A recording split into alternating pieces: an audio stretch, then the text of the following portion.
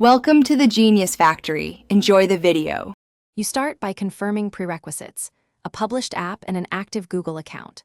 Once done, create and verify your Admob profile, add payment and tax details so payouts flow.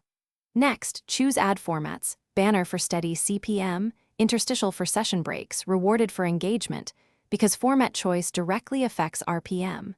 Make sure to record your app ID and add unit ID now.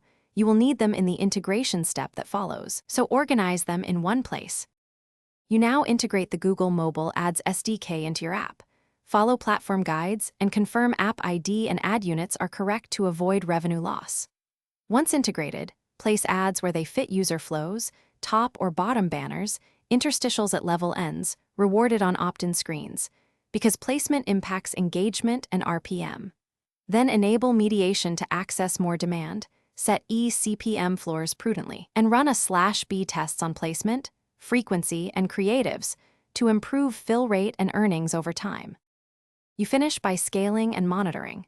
Review Admob reports daily for eCPM, CTR, fill rate, and retention because small changes compound revenue.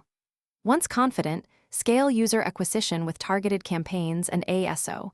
Prioritize retention to boost LTV versus one-time installs. If revenue stalls, troubleshoot. Check SDK logs for errors, confirm ad unit ID and mediation settings, and review policy compliance and payment thresholds.